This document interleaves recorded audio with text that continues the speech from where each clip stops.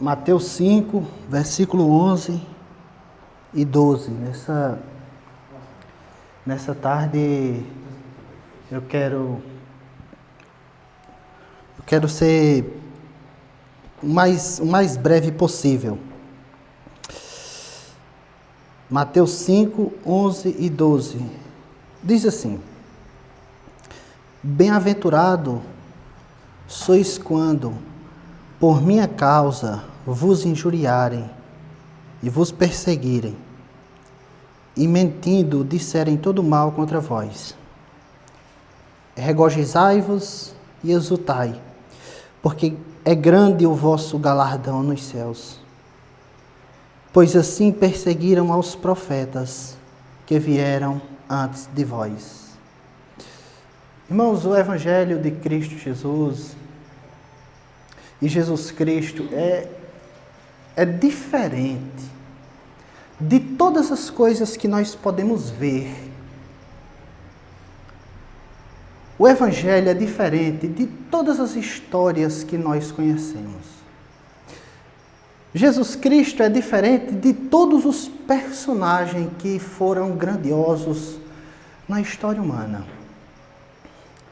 O que Jesus diz, irmãos, contradiz toda a nossa cultura, todo o nosso pensamento, tudo o que é televisionado, tudo o que é ensinado.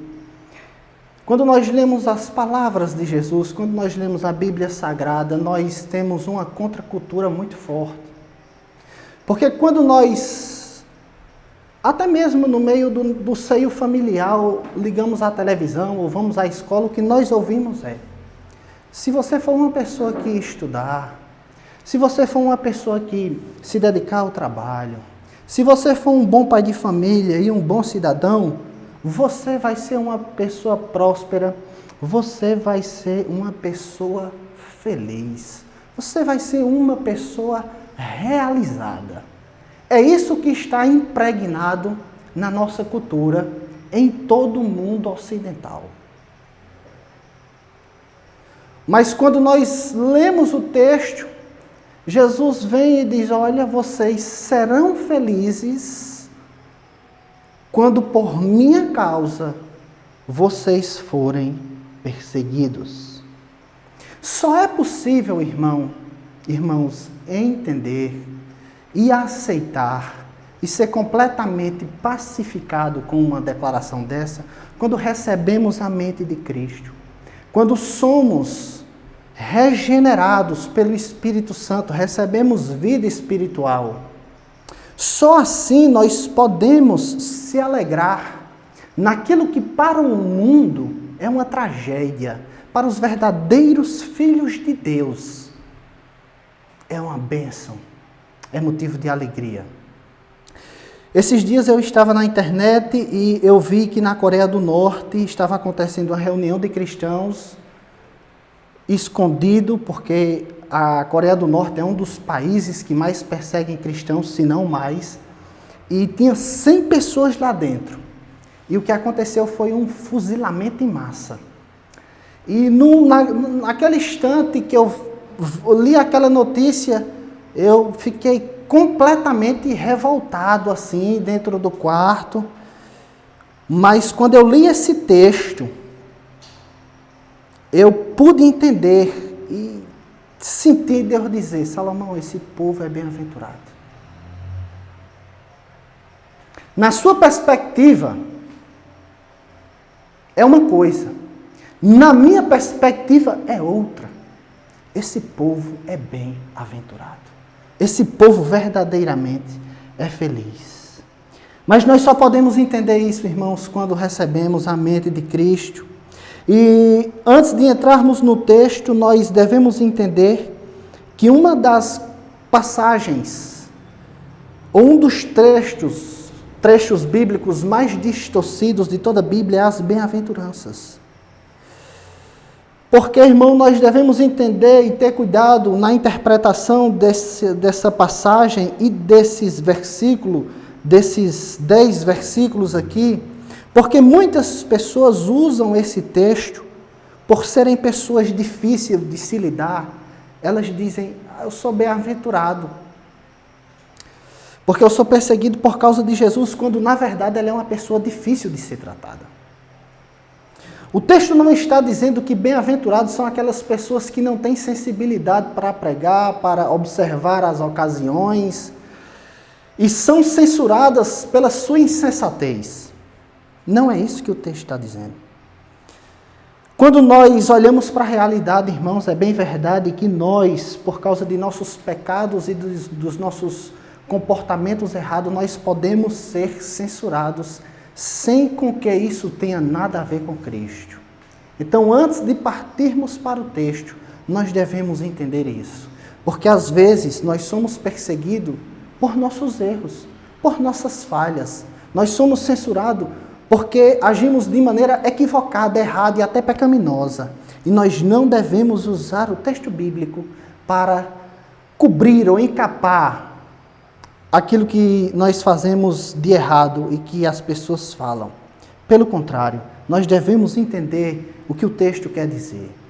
E Pedro vai dizer em 1 Pedro, capítulo 4, versículo 14, onde ele diz: não venha sofrer por serem assassinos, malfeitores e se envolverem na coisa dos outros. Então esse texto, ele é amparado por isso. Pedro está dizendo à igreja que, olha, vocês tenham cuidado para não fazerem coisa errada, ser perseguidos e dizer que isso é por causa de Cristo, de forma nenhuma. Antes, nós devemos, irmãos, separar bem as coisas. Mas a primeira coisa que nós vemos no versículo de número 11 é que Jesus diz de forma clara: bem-aventurados sois quando por minha causa, por causa de Cristo. Irmãos, a vida do cristão, ela deve ser uma vida completamente leal a Jesus Cristo. Ela deve ser uma vida completamente entregue ao Senhor Jesus. Ela deve ser uma vida vivida aos moldes do que Jesus falou, ensinou, daquilo que a palavra ensina. Quando, irmãos, uma pessoa, ela olha para Jesus Cristo, ela crê em Cristo, ela se arrepende dos seus pecados, ela tem a plena convicção de que Jesus viveu por ela. Jesus foi perseguido por causa dela. Jesus cumpriu todos os mandamentos a fim de nos atribuir justiça. Quando uma pessoa crê e se arrepende, ela sabe que Jesus, na cruz do Calvário, foi esmagada pelo próprio Deus por causa dos nossos pecados.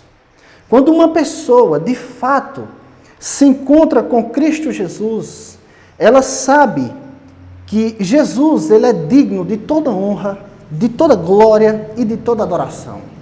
E quando uma pessoa é verdadeiramente convertida e salva, ela quer colocar sua vida por completo à disposição de Jesus Cristo.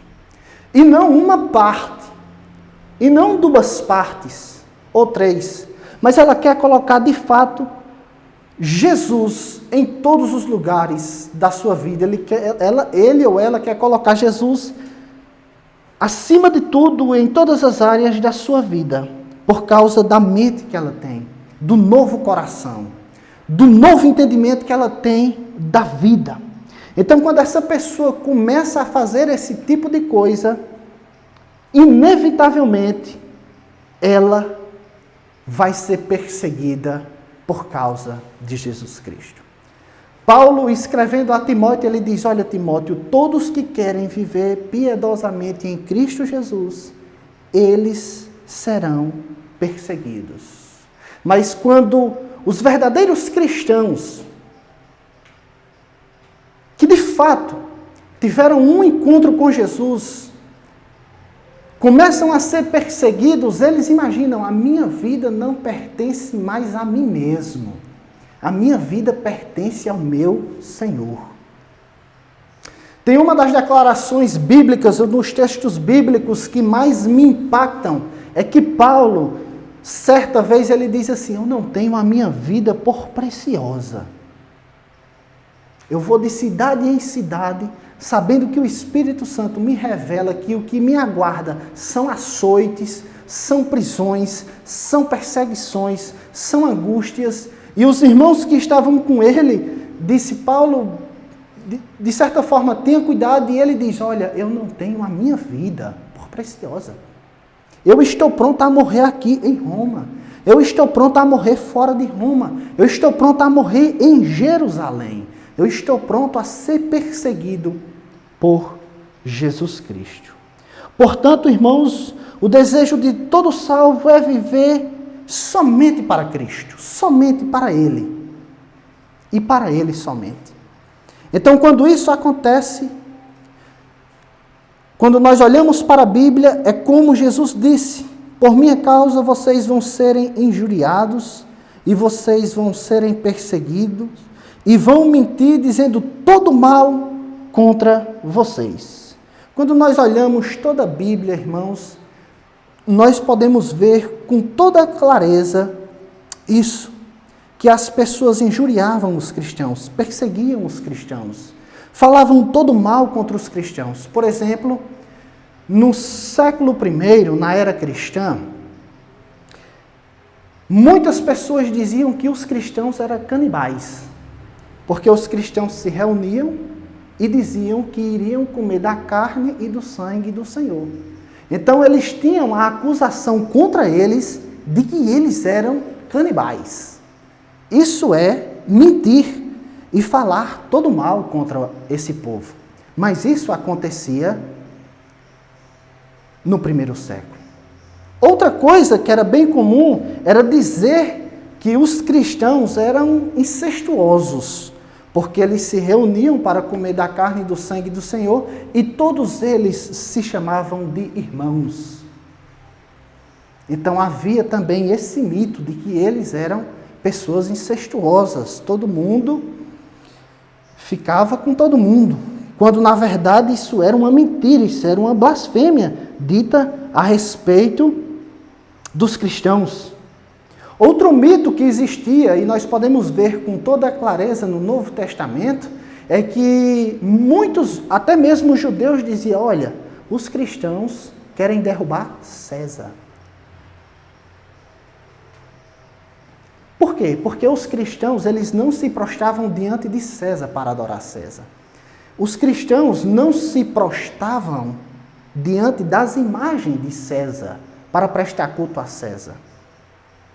Pelo contrário, quando nós lemos o próprio Pedro e o próprio Paulo, que foram mortos por Nero, ele diz, olha, vocês obedeçam às autoridades constituídas. Nós podemos ler isso em Romanos capítulo de número 13. Então era justamente o contrário. Enquanto a igreja, os apóstolos estavam dizendo obedeçam às autoridades, tinha pessoas que estavam dizendo que eles queriam derrubar Nero, queriam derrubar César, queriam derrubar os imperadores. Eles estavam literalmente mentindo, subvertendo, invertendo a ordem. Mas isso acontecia no primeiro século. O apóstolo Paulo chega numa determinada cidade para pregar o evangelho e quando termina, uma multidão crê lá em Atos e outra fica extremamente irada. E a parte que fica irada, irmãos, diz assim, olha, esse povo vem perturbando o mundo inteiro e já chegou até aqui. E a única coisa que eles faziam era pregar o evangelho. Eles não viviam matando, eles não viviam roubando, eles não viviam mentindo, subtraindo o que era dos outros, de forma nenhuma. Pelo contrário, eles viviam mesmo, era ajudando as pessoas. Quando nós lemos Atos, as pessoas davam suas propriedades, as pessoas repartiam o seu pão. Mas quando um grupo de pessoas, fosse ele judeus ou gentios, ficavam com raiva, eles diziam que eles estavam perturbando, que eles estavam fazendo uma coisa a qual eles não estavam fazendo. E aí, irmãos, quando nós olhamos para tudo isso, Jesus olha para os discípulos e diz, olha, quando vocês passarem por isso, vocês serão felizes, vocês serão bem-aventurados. Quando nós chegamos em Atos capítulo 5, versículo 41, os apóstolos, eles sofrem literalmente uma surra. E eles saem alegres. Não porque apanharam, mas porque apanharam por causa de Cristo Jesus. O texto vai dizer, Atos 5,41, que eles se acharam dignos de sofrerem pelo seu Senhor. Por isso eu digo, irmãos, quando nós fomos ou somos perseguidos por causa de Jesus, simplesmente porque obedecemos a Ele, porque fazemos a sua vontade, nós podemos nos alegrar, se deleitar em Cristo Jesus, se exultar,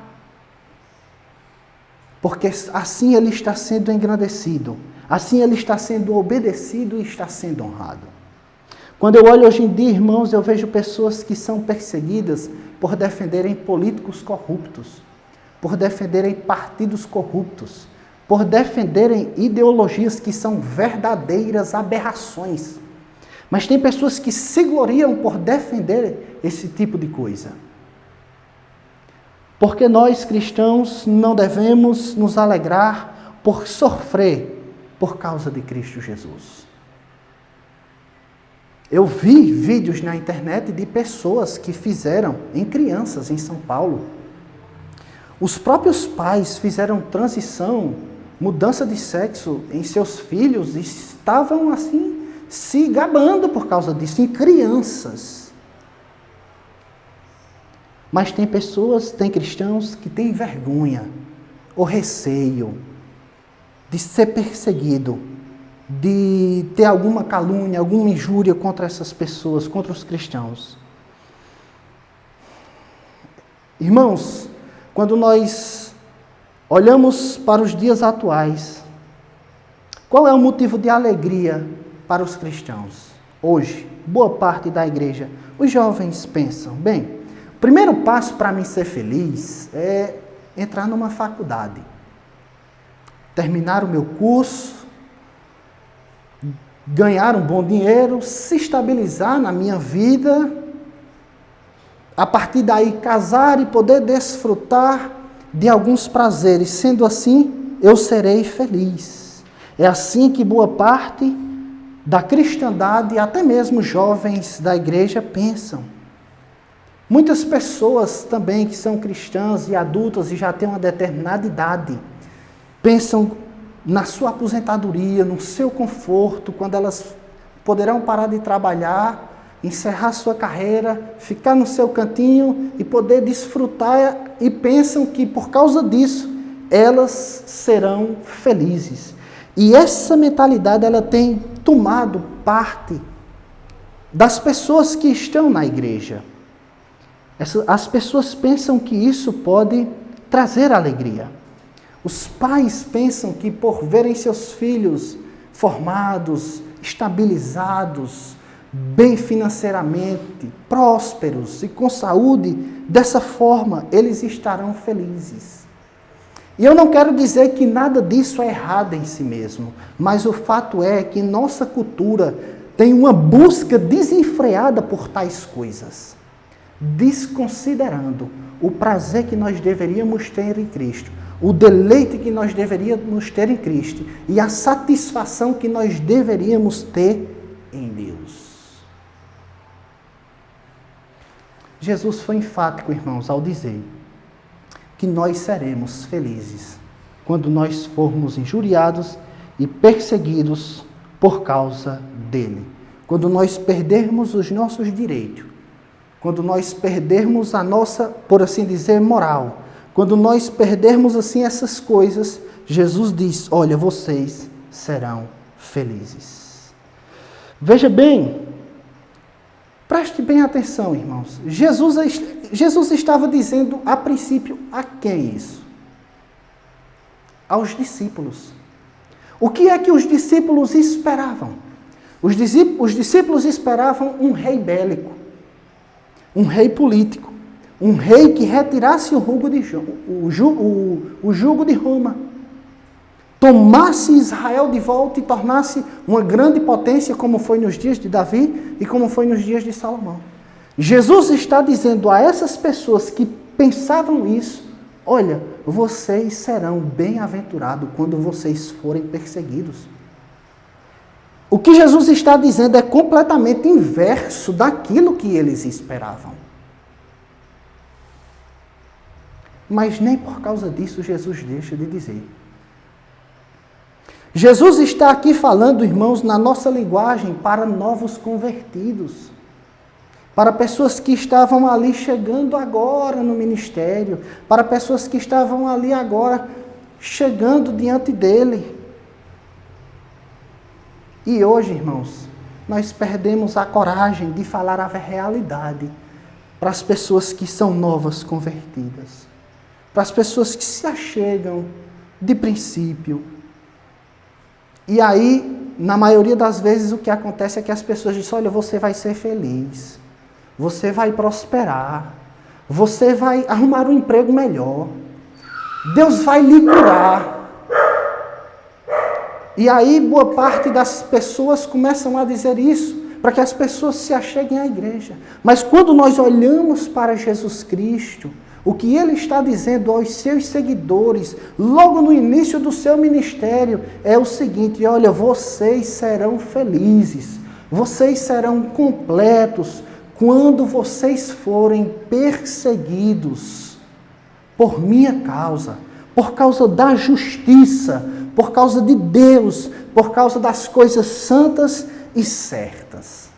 Aí quando nós olhamos para essa declaração, quando nós olhamos para o contexto dessa declaração, quando olhamos para a proposta de Jesus e quando olhamos para a igreja atual e o que é pregado, irmãos, nós vemos uma distância do céu, da terra, digo, para o sol.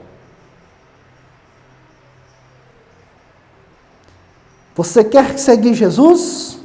Bem-aventurado você será, ou eu serei, ou nós seremos, quando por causa dele nós sofrermos todo tipo de vitupério, ou seja, todo tipo de escândalos. É melhor, irmãos, nós falarmos o que machuca a princípio, o que dói a princípio, o que é escandaloso a princípio, mas o que cura, o que trata, o que de fato faz com que a doença seja arrancada. Quando nós chegamos no hospital, irmãos, quando o médico vem com um bisturi para lhe cortar ou para me cortar, nós ficamos completamente apavorados. Mas aquela dor, ela é necessária para que aquele mal seja arrancado. Então, quando nós nos achegamos no Evangelho, nós precisamos ser completamente dilacerados por ele, jogados lá embaixo, para que entendamos quem nós somos, entendamos quem Deus é, o que ele fez, para que nós possamos ter uma conversão verdadeira e genuína. O segundo motivo, irmãos, está no verso 12, onde Jesus diz, regozijai-vos e exultai, porque é grande o vosso galardão nos céus. Por que é que Jesus está dizendo, se alegrem quando vocês forem perseguidos? Regozijai-vos e exultai-vos. Mas por quê? Jesus está dizendo, porque é grande o seu galardão nos céus. Eis aqui um princípio, irmãos, que nós encontramos de capa a capa na Bíblia, de Gênesis a Apocalipse, que está em foco o fim da nossa carreira.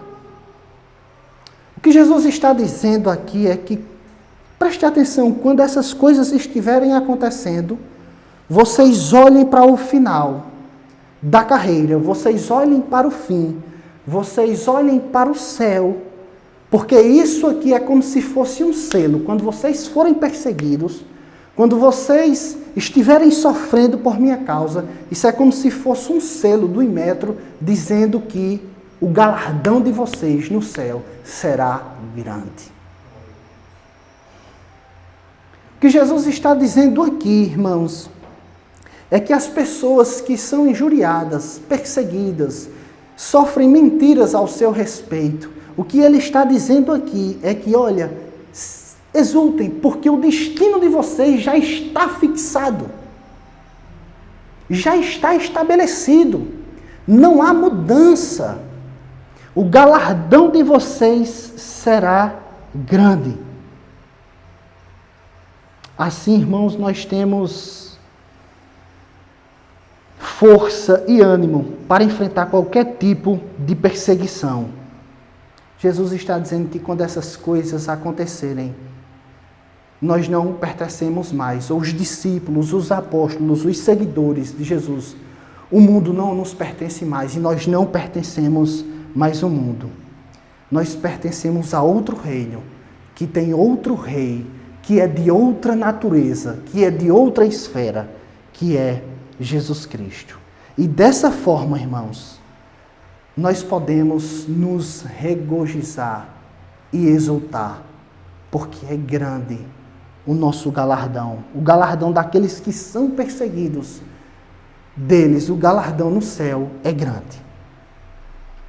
Porque os cristãos se alegram, irmãos, em meio às perseguições, quando nós olhamos na Bíblia, porque eles sabiam que o galardão deles no reino dos céus era grande.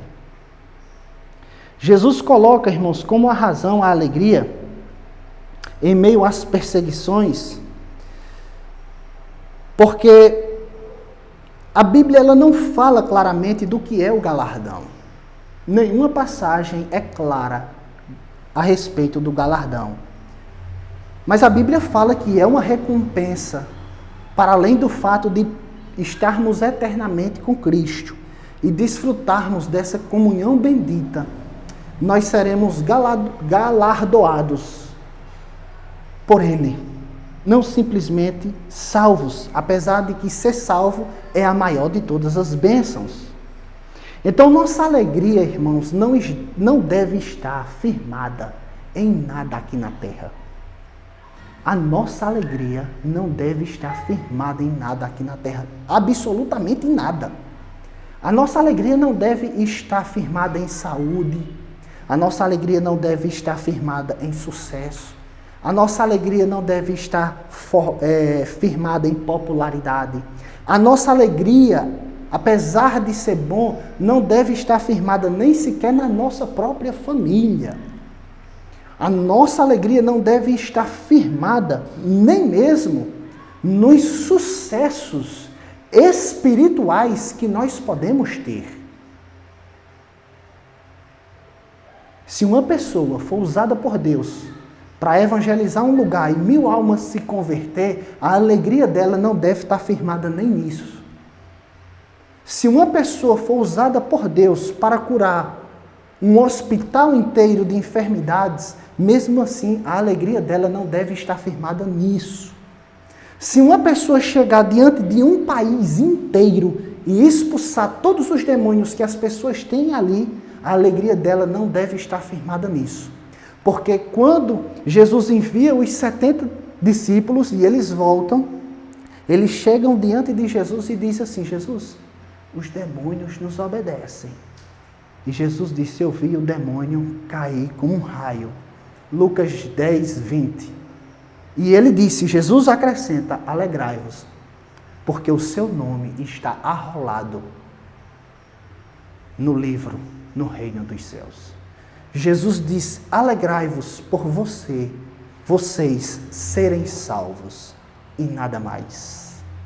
Essa deve ser a alegria constante do cristão, de saber que o seu nome está escrito no livro da vida e ele eternamente gozará de uma comunhão e de uma relação com o Deus Todo-Poderoso. E aí, irmãos, quando nós chegamos na atualidade, nos dias de hoje, eu ouço pessoas dizer o seguinte: fulano de tal está andando com short, isso é uma carnalidade. A mulher, fulana de tal, está com um pozinho no rosto, isso é uma carnalidade. A mulher está usando uma pulseira, um brinco, um adereço, alguma coisa, isso é uma carnalidade. Eu pergunto, irmãos, sabe o que é carnalidade? É que nós deveríamos amar a Deus acima de todas as coisas que é o maior mandamento, e nós não amamos. Sabe o que é carnalidade, irmãos? Era que nós deveríamos viver ansiando ficar com Cristo, se encontrar com Cristo, viver para Cristo. E quando nós não fazemos isso, verdadeiramente, nós estamos em carnalidade, em pecado. Carnalidade é viver uma vida como se fosse um ateu, dizendo que Deus existe, mas vivendo como se Ele não existisse. Carnalidade, irmãos, é viver sem ter prazer em Deus, em Jesus Cristo. Carnalidade é viver sem querer estar dia após dia mais próximo e conhecendo mais e mais de Deus. Isso sim é carnalidade. Se o maior mandamento é amar a Deus sobre todas as coisas, logo eu deduzo que o maior pecado é não amá-lo sobre todas as coisas. E se isso não acontece, irmãos, as demais coisas são pequenas e fúteis. Então nós devemos ansiar, dia após dia, em viver com Cristo, em conhecê-lo e amá-lo. E tem mais uma coisa. Se nós não temos vontade de conhecer a Deus aqui, se nós não temos vontade de ter relacionamento com Deus aqui, por que é que nós vamos ter quando morremos?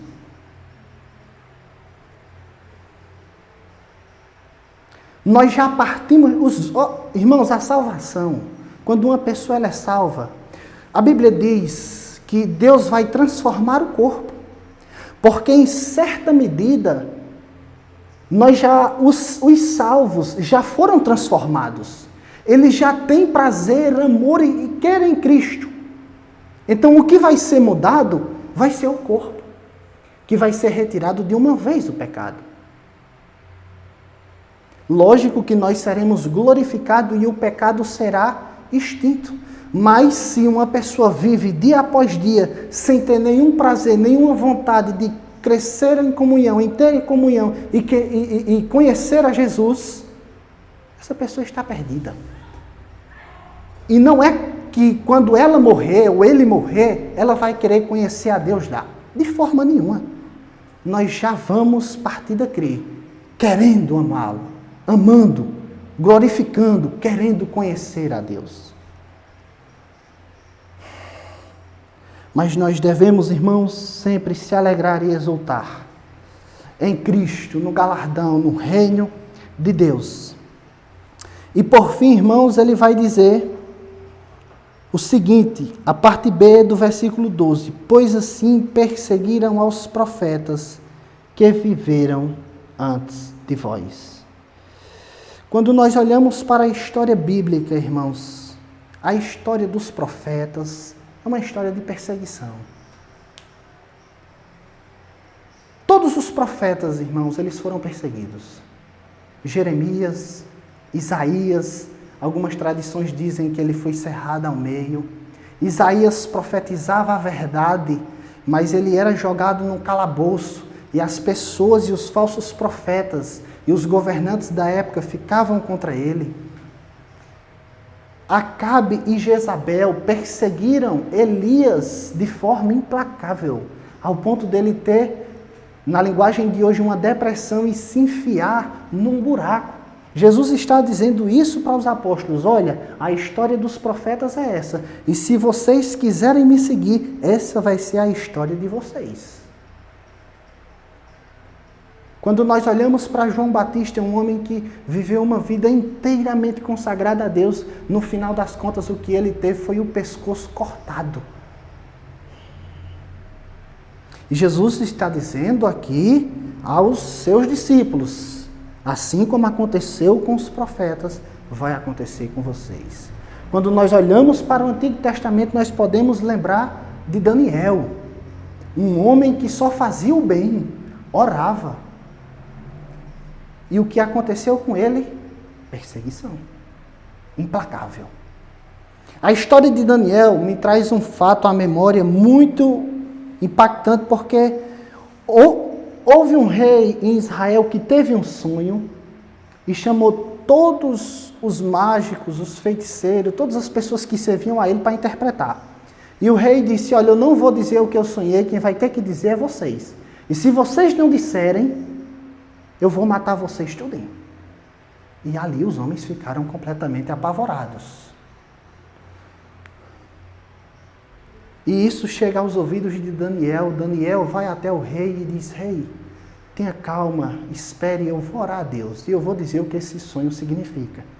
O fato é que Deus usa Daniel, Daniel interpreta os sonhos, livra a barra daquelas pessoas, e no final das contas o que armaram para Daniel foi uma cova de leões.